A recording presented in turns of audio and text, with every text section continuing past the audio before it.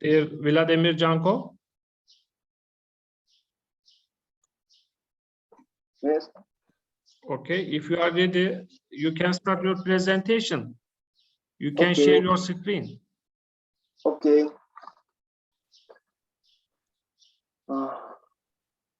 Good. I will present a report on a topic, smart home, based on Internet of the Things, architecture and practices. Sorry, you have a presentation about the paper. Okay. You can share your screen. Okay.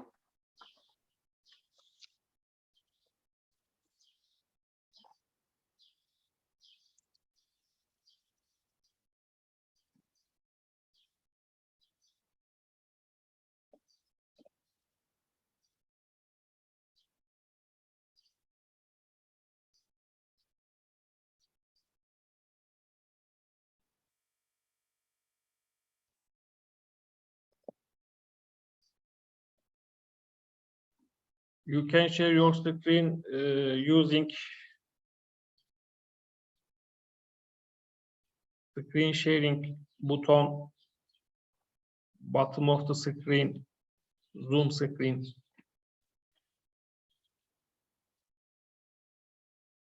So, screen.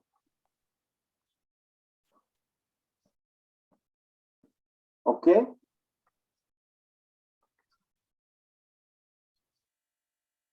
Moment, please. Okay. Okay. Okay. You have 10 minutes, please. Okay. Okay. Okay. At 10 most. minutes. Yes.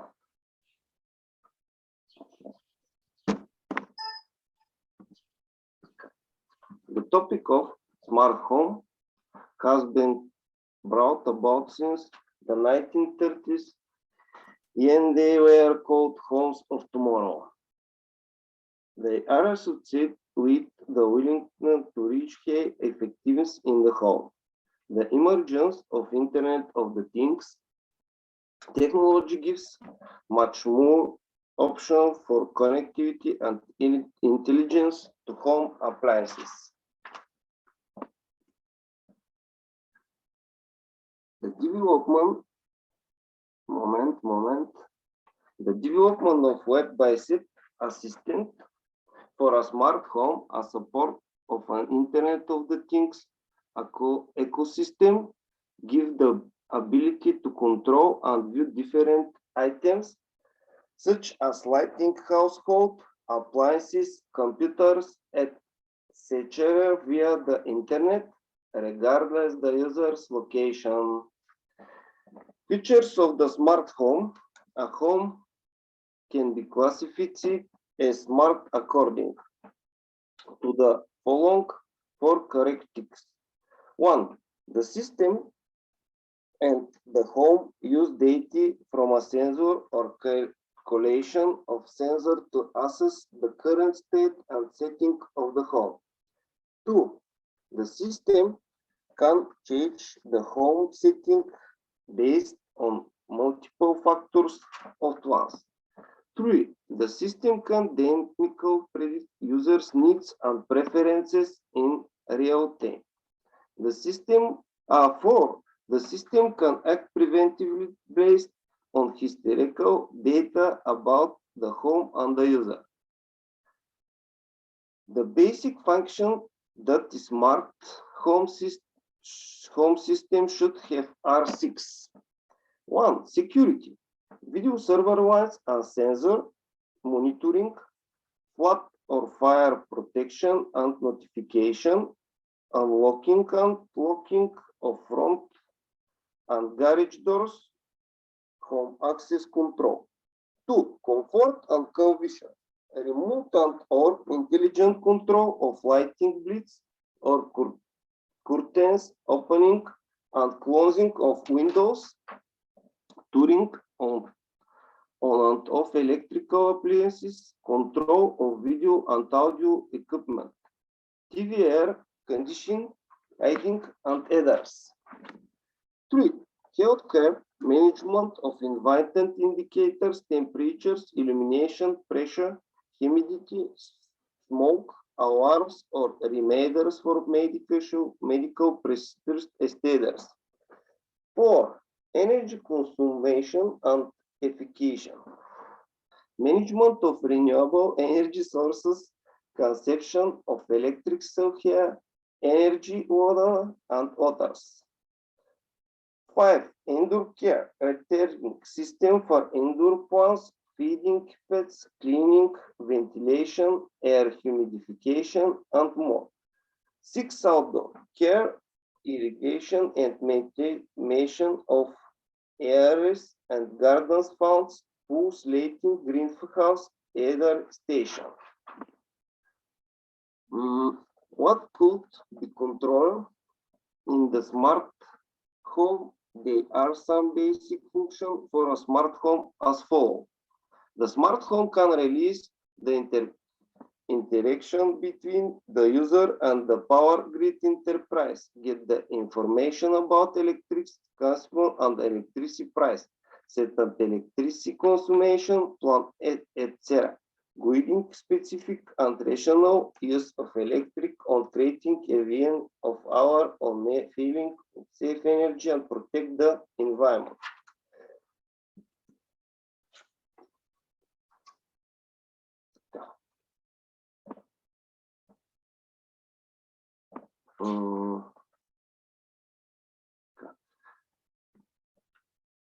Main component of smart home system hardware device that represent the things, Internet of the Things in the smart home. Software, the key element that might connect. Yes. Sorry, your screen is first page of your presentation. Yes, hardware, software. Yes. Okay. Okay. Communication. The communication layer includes both physical connectivity solution and specific protocols, ISET, and various Internet of the Things. Platform. The place here of data is collected, management, processed, analyzed, and presented in a user-friendly way. The picture shows an example platform, a smart home system. Model of four-tier architecture of a smart home system. Hardware tier, sensor for temperature, humidity, illumination, movement, and indoor air quality, executive device for. Dear Vladimir, yes. Please change your slide queue because your first page is appear on the screen. First page. Yes. Yes.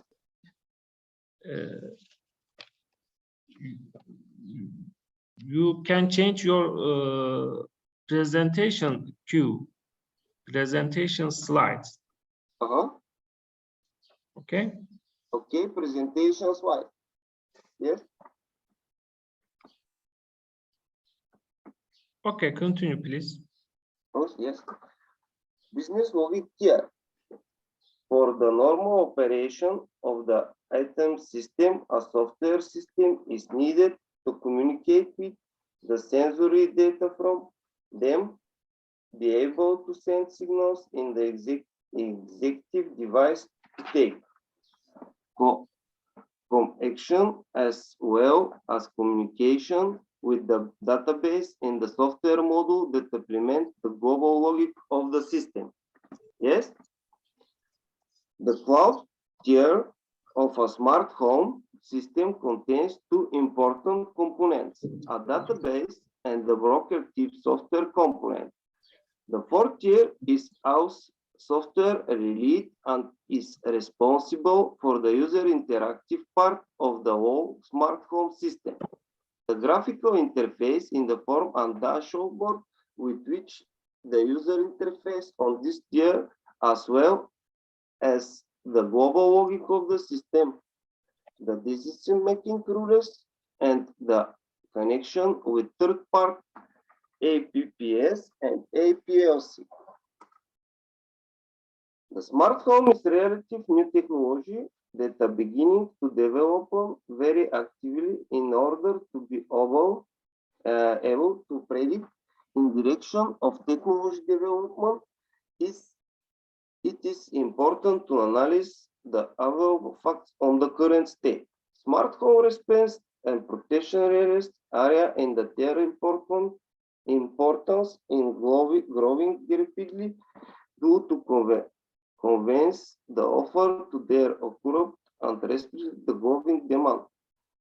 This paper presents of our smart home project and conceptual model, a smart home architecture along with a technology of device media protocols, algorithm, methods, and services. Thank you. Okay, thanks for your presentation. Dear participants, do you have any question about the paper? Okay, no question. Thank you again. I wish you success in your career, dear Vladimir Tanskov. Thank you. Dear Tvestelina, are you ready to present? Okay. Dear Tvestelina. Dear Valentina Voinohosko, are you ready to present? Dear Valentina. Okay. Dear Nicola Hur, are you hello? ready to present? Can you hear me? Yes. Okay, great. I'll share my screen. Okay.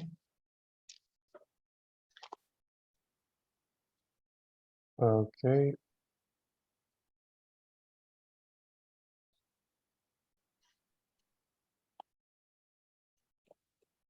Do you see my screen? Yes. Okay, thank you. You have 10 minutes, please. Okay. So title of my presentation is Quantitative Analysis of Regression-Based Temperature Dynamics Models for Households with AC Units Subject to Unknown Disturbances. I'll start my presentation with introduction and motivation. Then I will show you a big picture representing the ensemble of households that participate within the demand response scheme. I'll show you configuration of a single household unit. And then I'll show the identification problem that we carried out within the households. I will show then the model verification results and give you concluding remarks. So like approximately 30 to 40% of energy is spent in buildings. Among the energy spent, 50% of overall consumption is spent in HVAC systems. So it gives us a big amount of energy that can be used for shaping the energy consumption. Demand response provision in residential sector can be achieved through an aggregator. We see in households that participate in Croatia, most of them are equipped with air conditioning units, and we can establish a demand response with a little extra hardware on site. I'll show you one example. And since there are some comfort constraints that should be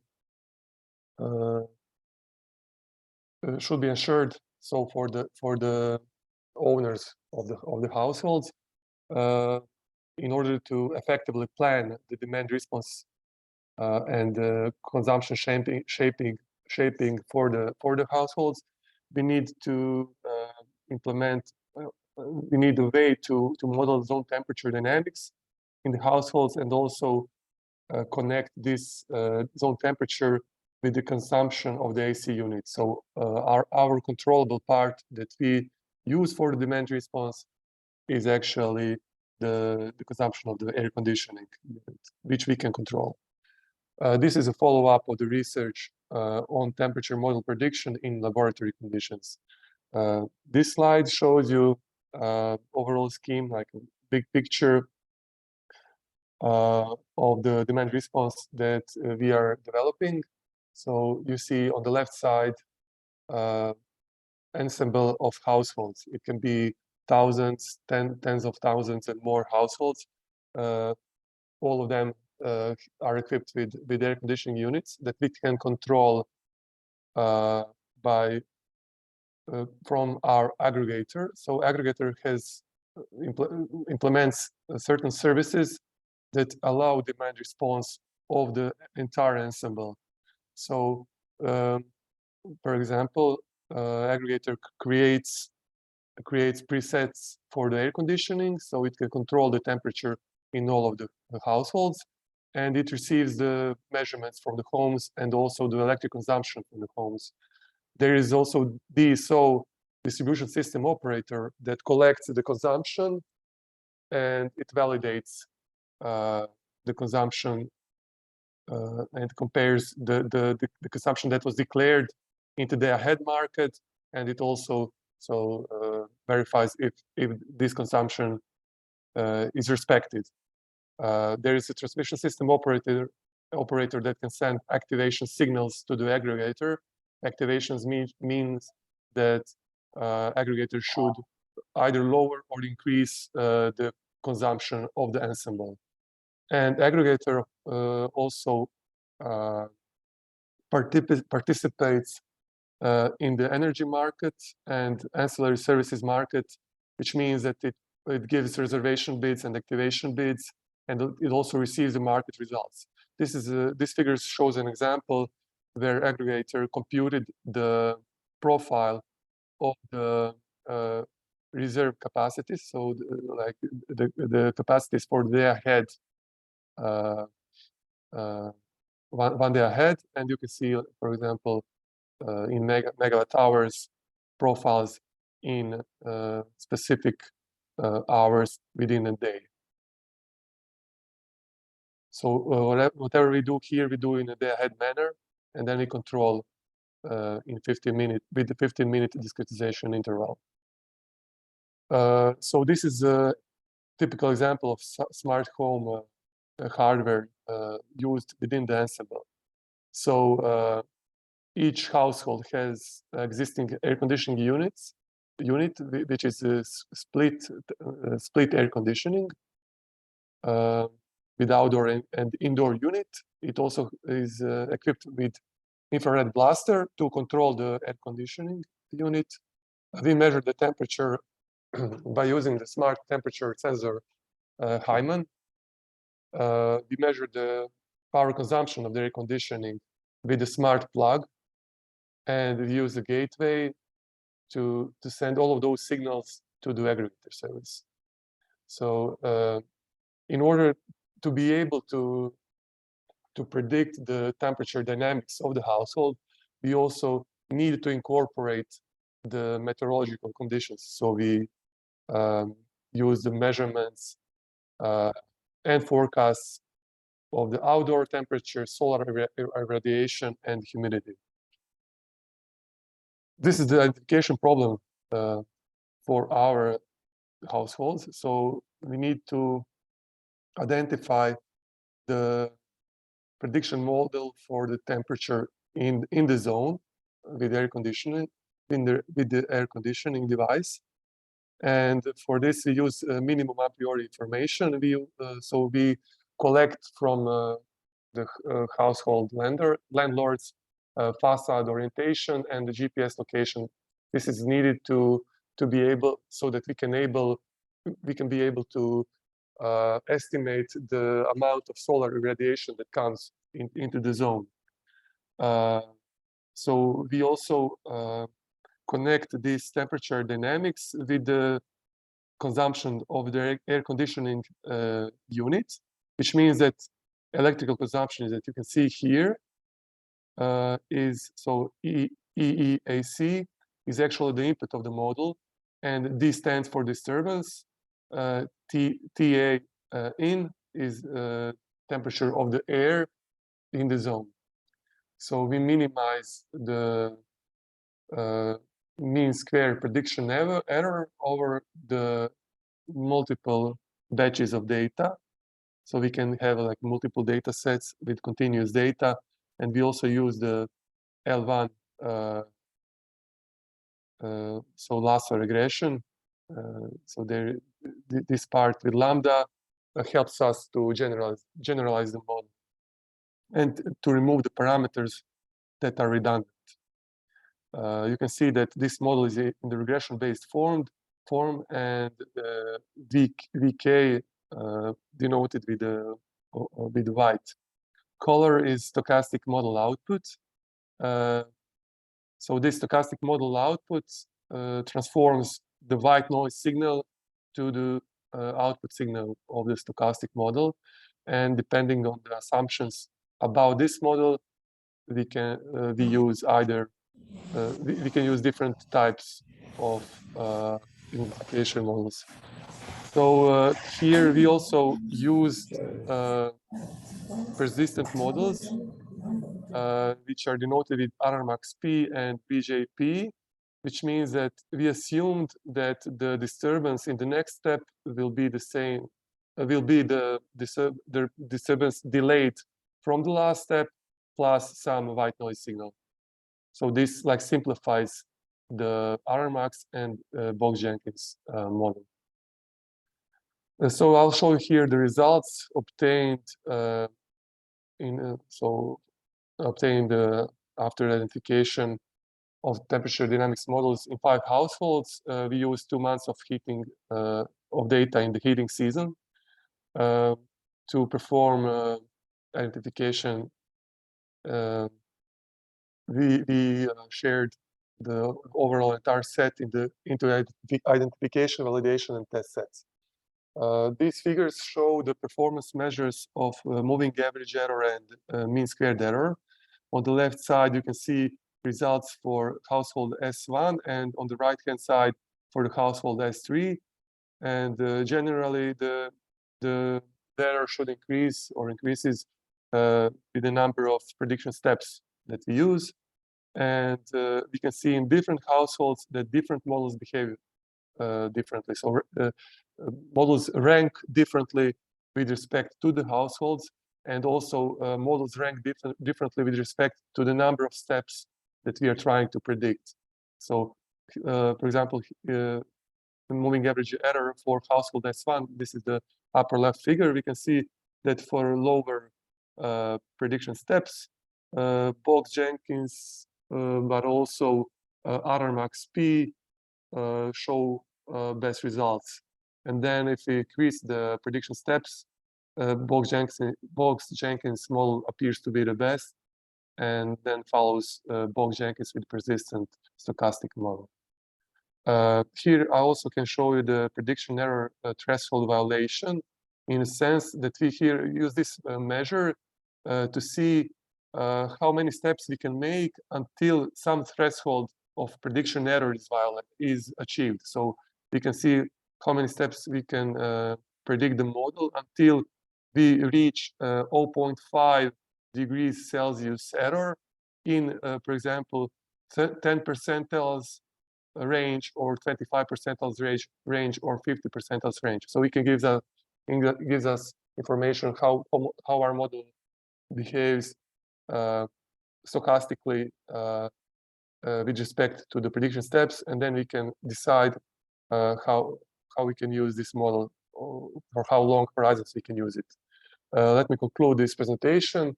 So we use the linear model with respect to the model inputs in order to facilitate the optimal control computation. So it gives us possibility to use linear programming techniques, which can give us optimal results. We validated our temperature model on the set of 5 households. What we observed on the results is that unknown disturbances significantly influence temperature prediction with longer horizons. And here, so the household users They could use also radiators or other heat sources or ovens. They could also open the windows, etc. So all of these behavior influence the temperature in the zones, and this is something that we can hardly predict. But it is sure that we should improve the prediction capabilities of the temperature within the households by implementing thermal disturbance predictors. So we need them for the day ahead planning to be able to implement the demand response scheme. Thank you for your attention. Thank you for your presentation. Dear participants, do you have any question about the paper?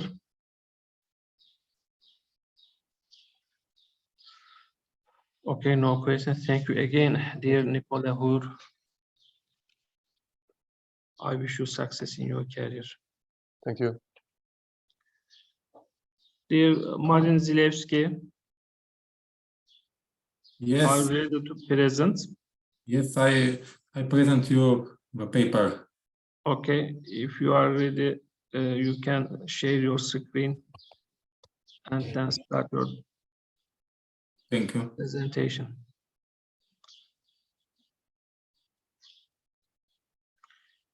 You have 10 minutes, please.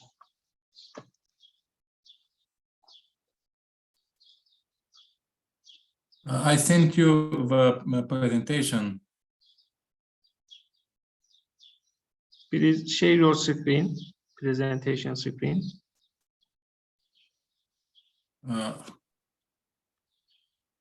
You have presentation? Yes, but I sent the presentation for the editor of.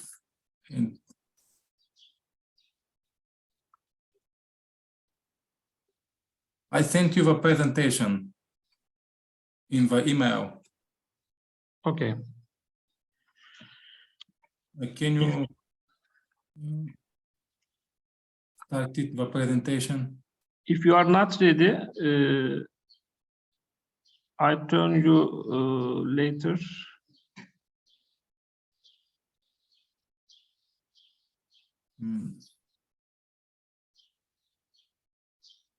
One moment, I can start the presentation which I record for you. You can share your screen using screen Moment. sharing button, bottom of the Zoom screen. Yes, but I send you a presentation. One moment. Okay.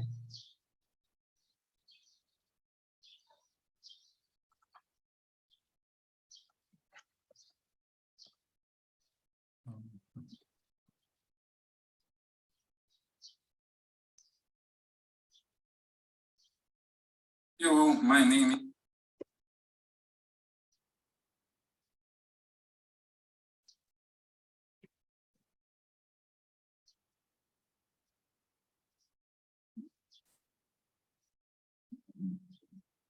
Do you see the presentation? Yes. I will present you a paper, design of a traffic light system using Verilog AGL. Nowadays, the traffic is one of the main problems of big cities. Traffic jams take a long time, and the accumulation of many vehicles in one place leads to the release of large amount of harmful gases. Like traffic light made the road more responsive to user needs, improve traffic flow, reduce accident, and decrease carbon emissions. The traditional traffic light are programmed to change signal at predetermined time, such as typical rush hour.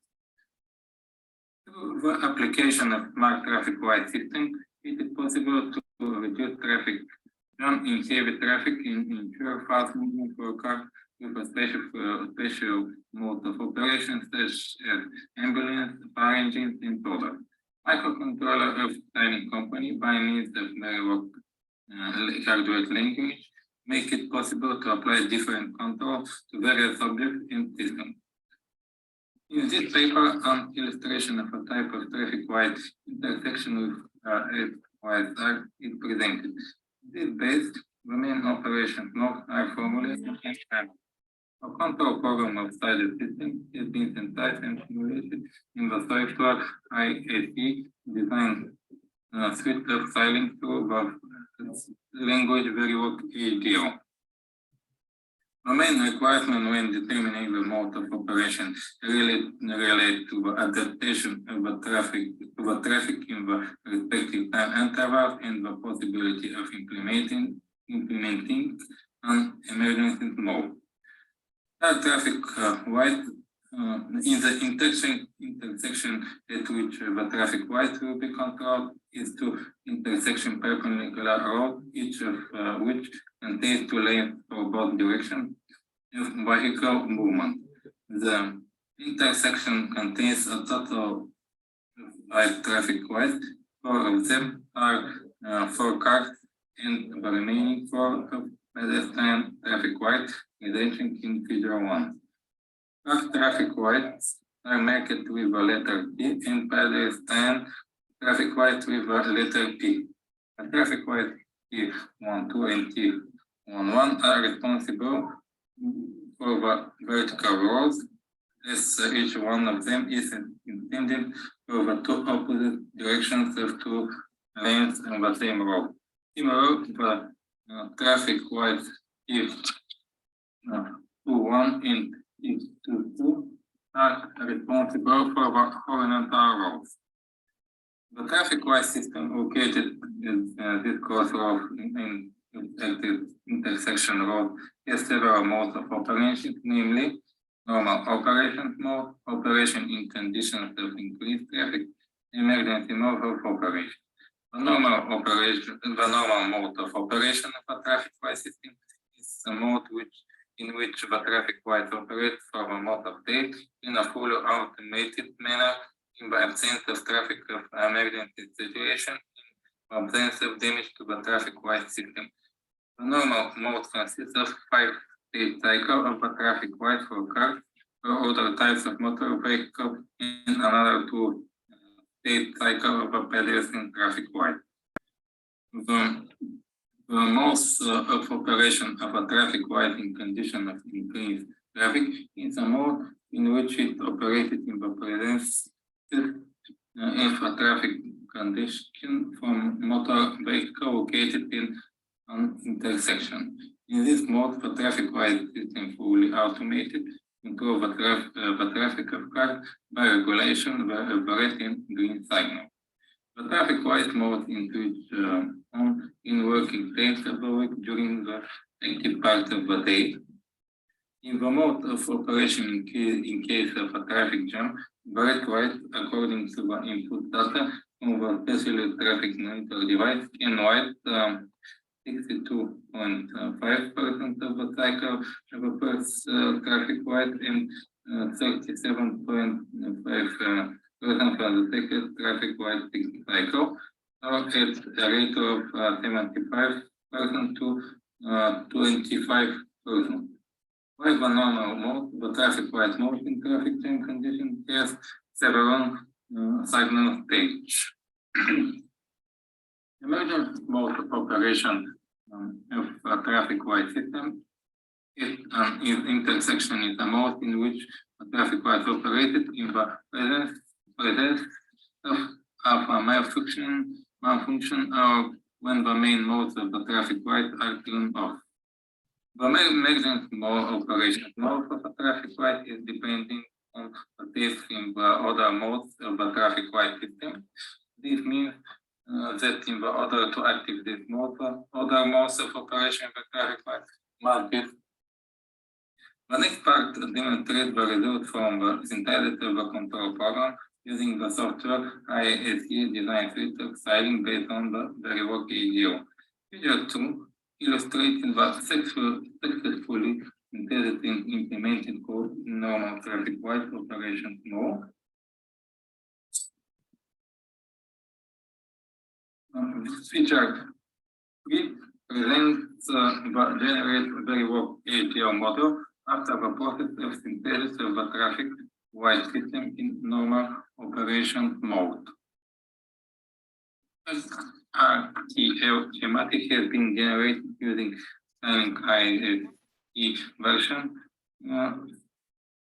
In the logic diagram is presented in figure 4 in normal mode of operation. Next figure demonstrates some simulation result in the different operation mode. Figure 5 presents part of developed mode, developed code in Verilog test picture. The input signal represents a reactive word signal with an initial state of 0 set and different frequencies. Figure 6 shows the result in normal operation mode. The input signals are X1, X0, X1, X2, and CLK. The output signal for the traffic light T1 are Y00, red signal, and yellow signal, and green signal. And for the traffic light to T2 are the similar states. The total duration of one cycle of operation is 80 seconds. There are 6 output signals, 3 of which are for one of the 2 traffic lights.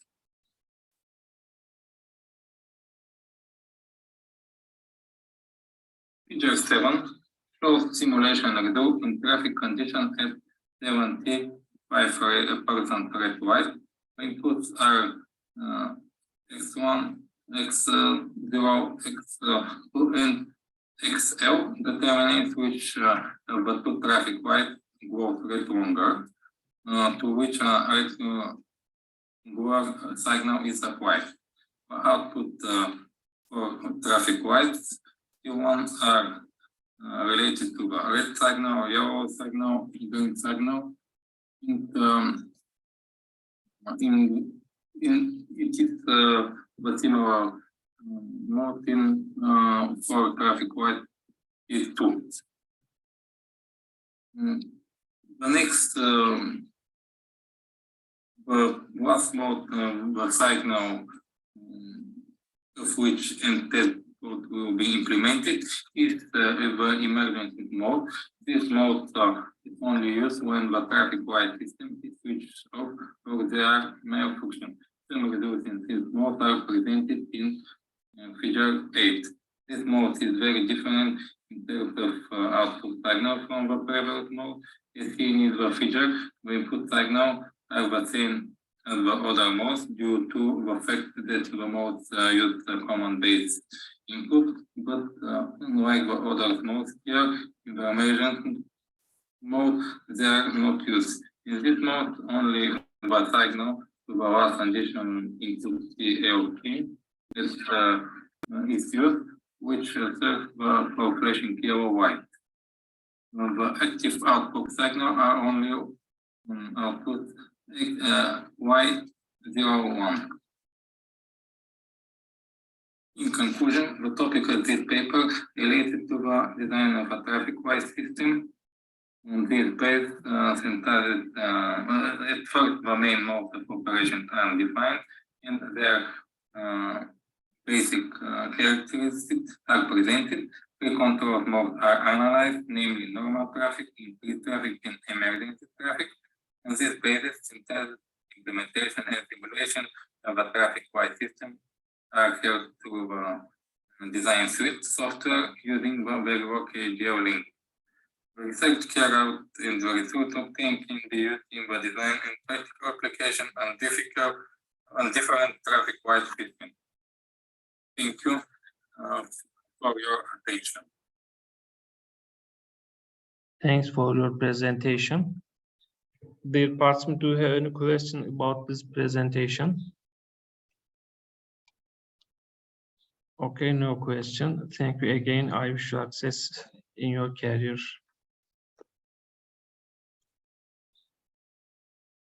Next paper belong to dear Abdullah Çakıroğlu.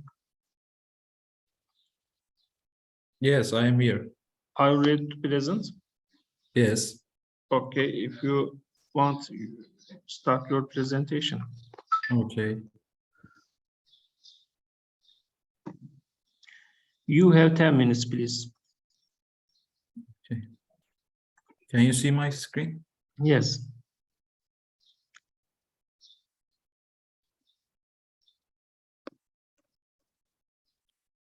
Okay. Hello, everyone. I am Abdullah Çakıroğlu, joining from Turkey. First of all, let me introduce myself. I am a graduate of Bursa Technical University with a degree in electrical electronics engineering, and I am currently pursuing my PhD education at the same university. Additionally, I work as an electrical electronic system design specialist at a company that produces climatic test chambers and provides custom engineering solutions. Today, I will talk about a deep learning method based on LSTM for temperature control in climatic chambers that we have developed. First, let me explain the flow of my presentation. I will start by discussing what climatic chambers and climatic room systems are, where and for what purposes they are used. Then I will address the commonly used PID control method and highlight some of its shortcomings.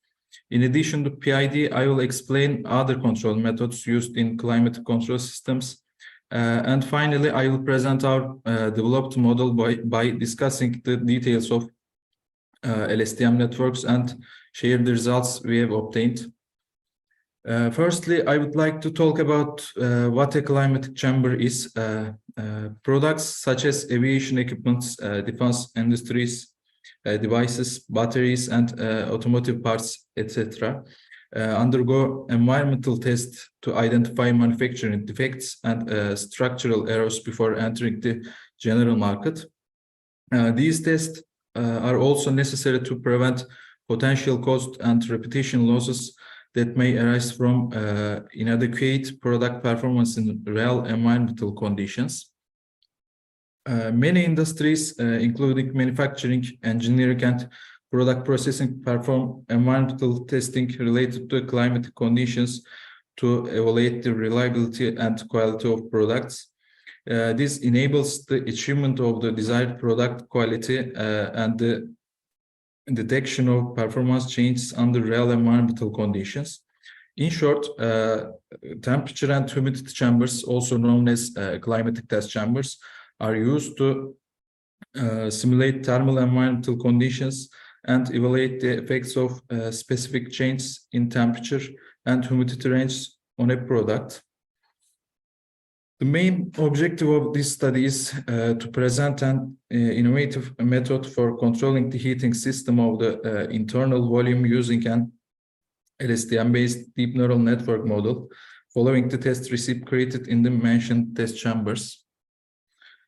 The PID control method is a feedback control technique. It utilizes proportional, integral, and derivative terms based on the difference between the set point and the actual value. The combination of these terms achieves the desired control performance. PID control is widely used in climatic chambers, particularly for linear systems such as temperature and humidity control, and it provides successful outcomes. However, it has some inherent limitations, and various algorithms, machine learning and artificial neural network algorithms are being developed to overcome these limitations. The following are some of the shortcomings encountered in the PID control method. First of all, difficulties in determining PID parameters, and the other one is optimization of parameters at intermediate values and different volumes is required. And long waiting times may be necessary to reach the target temperature value. And it may require tolerating high energy consumption. Due to these reasons, in certain conditions, the PID controller may not fully meet the requirements. In the literature, alternative control methods for PID are used, especially in temperature control. You can see some of them on the slide. In our study, we choose to develop a deep learning based control method. For this purpose, LSTM networks were used as the algorithm. I will discuss the details of this method in methodology part. LSTMs are a type of recurrent neural network that can learn long-term dependencies.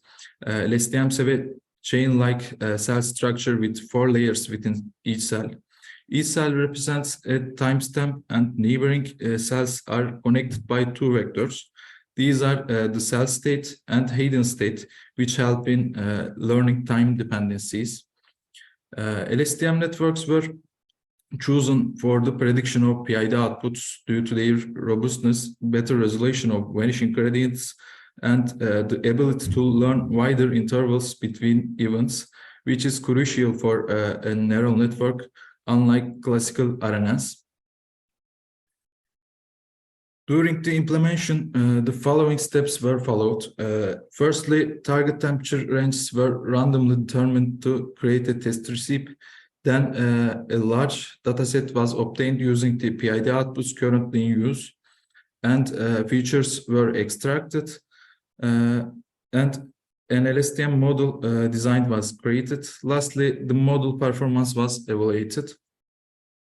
To determine the target temperature points, a temperature test recipe was randomly generated. 14 different temperature levels were created for a 90-minute testing interval.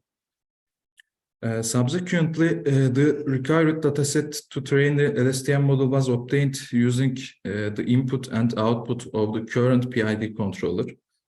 The performance of the existing PID controller is shown in the figure. Successful achievement of target temperatures can be observed with the PID control. You can see that all hyperparameters in the table, the training and testing data were divided as 80% and 20% respectively in the design of the LSTM network. Dropout was employed in the developed model to prevent overfitting. The error was reduced by approximately 2% with dropout. The model consists of 2 LSTM layers and a fully connected hidden layer. The historical size was selected to encompass the last 15 data points. No specific improvement was observed in training for historical sizes greater than 15 in this study. The graph in the right side compares the trained model and PID. The black line represents the target temperature. The red line is current temperature. The blue line is resistance percentage controlled by PID. And the green line is the resistance output of the LSTM network. The graph demonstrates that the LSTM network closely matches the output of PID. Finally, the test conducted on a larger test recipe is shown in the left side graph. The success of the LSTM-based model tested independently of PID in temperature control is observed in the graph on the right side.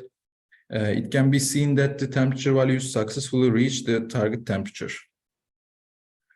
In conclusion, an LSTM-based temperature control application was implemented in this study. The obtained graphs compare the results of the LSTM network and the PID system. The LSTM network run independently of the PID system yielded successful results on different test recipes. This study can contribute to the development of deep learning and artificial intelligence-based control system in the future. Thank you for listening. I'm open to questions if you have any. Thank you for your presentation. Dear participant, do you have any question about this presentation?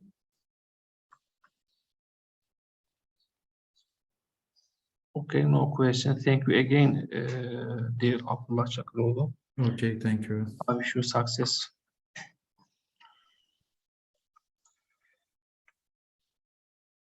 Dear Ahmet Turgut.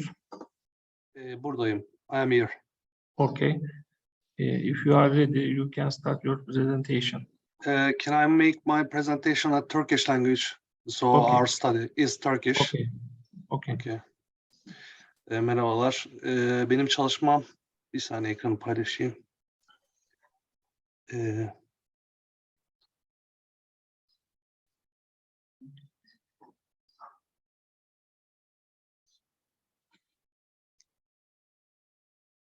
Merhabalar. Benim çalışmam güven bölgesi çerçevesi algoritması ile 28-38 GHz frekanslarında çalışan anten tasarımı. Burada tasarladığımız anten 5G uygulamaları için tasarlanmış bir anten ve burada aslında çalışmamızı farklı kılan durum güven bölgesi çerçevesi algoritması kullanmamız. Ters F şeklinde bir anten tasarımı gerçekleştirdik. Çift bantlı bir anten bu. Yani 2 frekans bandında birden çalışabiliyor. Ve bunun yanında kompakt bir yapıya sahip. Yani gayet küçük boyutlarda olan bir anten. Gerçekleştirdiğimiz tasarım PCB baskı devri üzerinde gerçekleştirdi simülasyon programında. Bu tasarladığımız antenin boyutları 2.75'e 2.75 çarpı 3 çarpı 0.2 milimetre küp boyutlarında. Ve bunun yanında eksi 21.9 dB ve eksi 20.937 dB yansıma katsayıları elde ettik. Bildiğiniz üzere 4. nesil teknolojisini takip edecek olan 5. nesil teknoloji yani 5G teknolojisinin akıllı telefonlar, tabletler ve giyilebilir elektronik cihazların yaygın kullanımı sonucunda oluşacak veri trafiği için çözüm sunması beklenmektedir. Biz de bu çalışmamızda bu trafiği azaltmak yönünde ya da buna uygun bir şekilde bir anten tasarımı gerçekleştirmeye başladık. Bunun yanında gerçekleştirdiğimiz antenin çift band kullanımı yani 28-38 GHz frekans bandları kullanımı cihazların performansını arttırmak için yaptığımız bir durum. Bunun dışında bu kullandığımız antenler tek bir anten yardımıyla geniş bir frekans aralığında çalışabiliyor. Çoklu rezonans etkisini elde etmek için uygun bir geometriyi belirledik. Bu anten tasarımını gerçekleştirebilmek için. Bunun yanında tüm anten uzunluklarının yansıma katsayısı üzerindeki etkileri belirlendi. Sonrasında uzunlukların sürekli olarak değiştirilebilmesi için etkili bir optimizasyon metodu belirlendi. Bunun sonucunda elde ettiğimiz anten bu sağ tarafta gördüğünüz anten. Burada 0.2 mm kalınlığında bir FR4 substrat üzerinde bu tasarımı gerçekleştirdik. 4.3 diyelektrik sabitine ve tanjant 0.025 kayıp tanjantına sahip. Kullandığımız CST programı 2022 sürümüdür. Bununla birlikte elde ettiğimiz, bu optimizasyon sonucunda elde ettiğimiz boyutlar tabloda yer almaktadır. Bu tablodan da göreceğiniz üzere gayet küçük boyutlar üzerinde çalışma gerçekleştirilmiştir. Burada genellikle kullanılan anten tasarımında deneme yanılma metoduna göre optimizasyon metodunun kullanılmış olması, yani CST programındaki bir algoritmaya bağlı olarak bu boyutların değiştirilmesi son derece başarılı sonuçlar elde etmemize sağlamıştır. Bu da antenimizin yansıma katsayıları 28 ve 38 GHz frekans bantlarında tam manasıyla herhangi bir kayma olmaksızın yayın yaptığını görüyoruz. Bunun dışında MIMO antenleri için gayet ideal bir yayın seviyesine sahip. Eksi 20 dB'nin altında yayın yaptığını görebiliyoruz. Buradaki elde ettiğimiz yüksek başarım yine kullandığımız algoritma ve yöntem sonucunda elde ettiğimiz başarım sonucundadır. Bunun dışında burada anten yüzey akımlarını görmektesiniz. Bu anten yüzey akımlarında antenin çalışma şeklini daha iyi anlamak için bu her iki çalışma bandında yüzey akım dağılımları incelenmiştir. Bu şekilde verilen 28 GHz'de yüksek akım dağılımı ters F şeklinde antenin solundaki L şerit kısmında büyük bir akımın uyarıldığını göstermektedir. Bununla birlikte şekil 3B'de ise verilen 38 GHz'de yüzey akım dağılımı ise antenin sağındaki L şerit kısmında büyük bir akımın uyarıldığını göstermektedir. Çalışma sonucunda elde ettiğimiz 2.75 çarpı 3 çarpı 0.2 mm boyutlarında bu ters F şeklindeki çift bantlı anten tasarımı sunulmuştur. Burada elde ettiğimiz eksi 6 dB'nin altındaki 27.593 ve 28.365 GHz frekans aralıklarında ve 37.3 ve 38.557 GHz frekans bantları arasında yayın yapılması sağlanmıştır. Bunun dışında tasarım aşamasında uygulanan yöntem istenen kazanç ve bant genişliği değerlerinin hızlı ve kolay bir şekilde elde edilmesi sağlanmış ve bununla birlikte çalışma frekansları ile ilgili olmadığından dolayı diğer frekans bantlarında da bu uyguladığımız yöntemin rahatlıkla uygulanabileceği görülmektedir. Ayrıca önerdiğimiz çift bantlı anten tasarım basitliği, kompakt boyutları ve 28-38 GHz çalışma frekanslarında sinyal yayın yeteneğiyle gelecekteki 5G dalga boyu iletişim sistemleri uygulamaları için potansiyel bir adaydır. Dinlediğiniz için teşekkür ederim.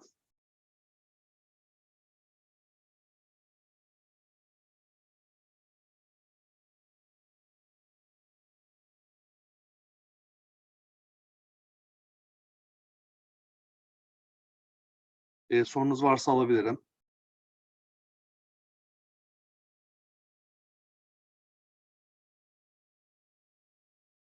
Sesimi alabiliyor musunuz? Okay, thank you for your presentation. Thank you too. Dear person, do you have any question about this study? Okay, no question. Thank you again. I wish you success in your career. Thank you. Dear Hussein, MK Hussein, are you ready or online? Dear Kamelia Soylekova,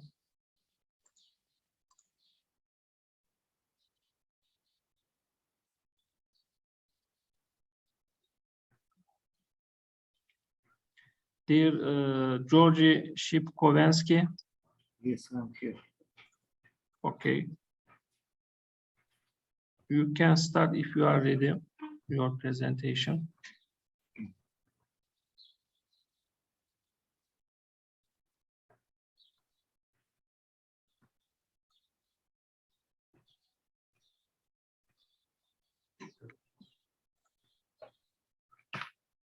The paper I will present is called Developed and Storage of Data Models based on You have data 10 build- minutes, please. Okay, data building blocks. Please So- volume up. Okay. Okay. The stored models of data described and categorized with data building blocks can be of substantial help for developers during creation of process of new data models, properly covering the organization's activities. The usage of conceptual models described with data building blocks can optimize and ease the database design process, as it allows developers to use predefined and optimized building blocks to build their models. The development of unified information model that use data building blocks as a main architecture artifacts is a labor-intensive, but also an important part of the automation process and business optimization in organization. Usually, when structuring data, hundreds and even thousands of data element names are used, and three factors are not taken into account during the creation: naming standards, an enterprise data model perspective, and appropriate means for planning, creating, and using data. That can be avoided by usage of additional architectural artifacts, which are characterized by specific functionality and can be used multiple times in data modeling during creation of information enterprise data models. In such a manner, in subject domain can be created and labeled several automatic structures of data based on the defined numbers building elements of data. The data building blocks presented on figure 2 are based on the building blocks concept used in the enterprise architecture building methodologies and formulated usage principles designed to introduce new solutions that is the data modeling process. The method for creation of data building blocks included the information model of data, which is a part of the architecture of data in one organization, provides the relevant business processes with the data they need, and use data building blocks that differ in form, content, and functionality. On figure 3, a functional schematic of the implementation of data building blocks is shown. To specify the stored data building blocks in the application, data taxonomy is used. The taxonomy is developed in two directions: positioning of the data and grouping of data. It determines two category types of data: objects that are used when structuring the process entity relationship model, and objects that are realized in the extended informational model. In addition to data taxonomy, taxonomy of data building blocks is also used. Figure 5 shows a functional diagram that represents the approach for creation of taxonomy of data building blocks and possibilities for its usage. Basic role during categorization of the problems in the system have the 6 questions formulated by Zachman: what, who, where, why, when, and how. The developed example taxonomy is used in specification and storage data building blocks. It is determined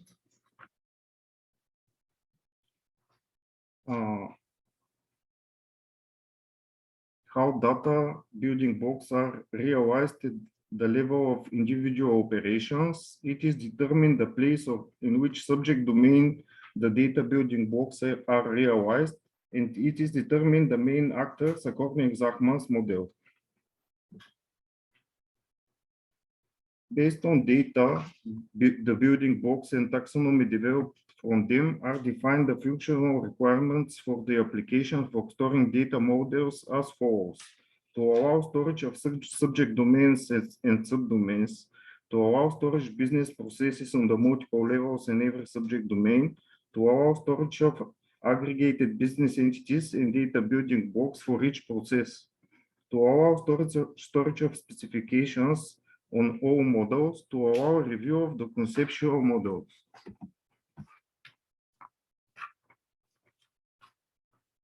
During the process of creating models, storage in the application is used method for conceptual models implementation of data building blocks. It describes the activities on building conceptual models presented on figure 7. The described method uses several levels of model descriptions, which include subject domains, in processes in which processes are realized. Subject subdomain include domain in particular organization, processes on 0 level. The processes in the organization are specific, but they can be summarized in particular groups. Processes on the first level, the processes in one organization undergo decompositions. As for modeling purposes, it is important second level to be reached. Processes on the second level, on this level, processes are described and data model is developed. Aggregated business entities, these are the entities that participate in the realization of processes on the second level. Data building blocks, they are one or several entities which realize a specific business function in the framework of a conceptual data model. Entities, type, kind, objects, which are included in data building blocks. Attributes, property of an object from real world. The model of data process on the second level shown on the figure 8 represent of the basic element of the application. The application offers the opportunity for the developers to create conceptual models of data building blocks by using pre-stored aggregated business entities, data building blocks, entities, and attributes, but also to add, edit, and delete already existing ones.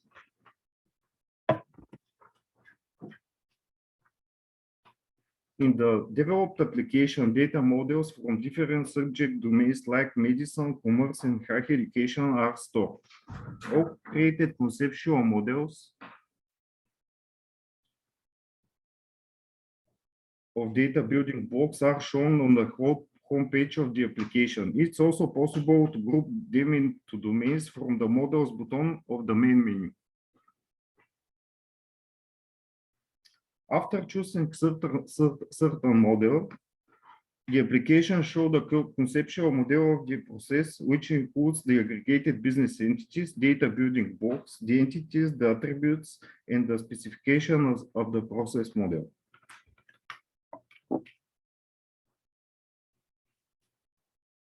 This paper presents a developed approach to storage of database models based on data building blocks. A taxonomy is introduced in order to define the data building blocks stored in the models, and a method for implementing conceptual data models is also developed. Web-based application is created for storing data models.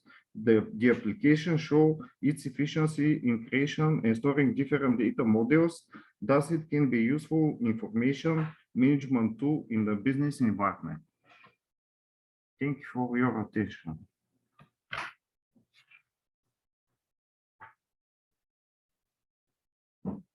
Thank you for your presentation. Dear participant, do you have any question about this paper?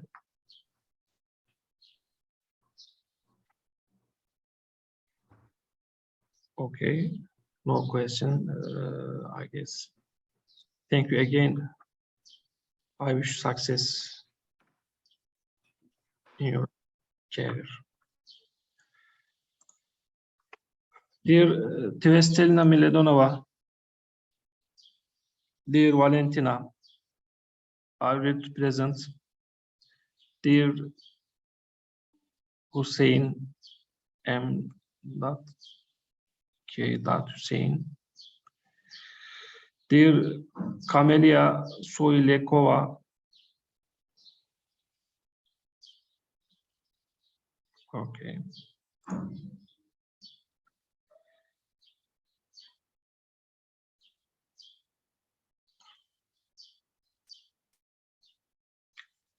Okay, the first session of today is over.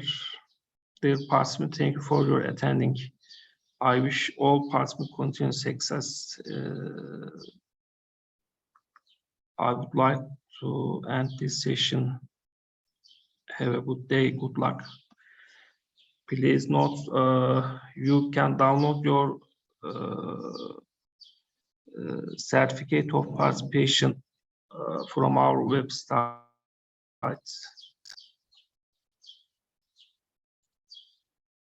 Hope to see you at next sessions.